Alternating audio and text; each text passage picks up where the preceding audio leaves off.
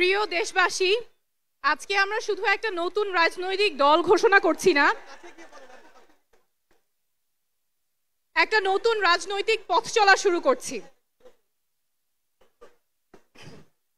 আমরা নতুন ধরনের রাজনীতি করতে এসেছি। বিগত বছরগুলোতে রাজনীতির অর্থ ছিল ক্ষমতার খেলা, জনগণের সাথে প্রতারণা, অনেক সময়ই স্বার্থের লেনদেন। আমরা সেই রাজনীতির অবসান চাই।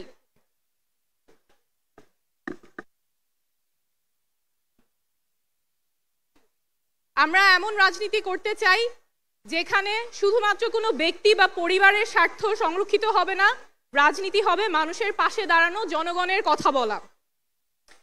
আমরা চাই এমন বাংলাদেশ গড়তে যেখানে মানুষ বলবে না যে সব দলই এক, কারণ আমরা রাজনীতি করতে আসিনি ক্ষমতা দখলের জন্য। আমরা রাজনীতি করতে এসেছি জনগণের ক্ষমতা জনগণকে ফেরত দেবার জন্য। আমরা এমন বাংলাদেশ চাই যেখানে যে কেউ তার যোগ্যতা, সততা এবং জনগণের সমর্থন নিয়ে মানুষের নেতৃত্ব দিতে পারবে, নেতা হয়ে উঠতে পারবে, তার ব্যক্তি বা পরিবার পরিচয় মুখ্য হবে না।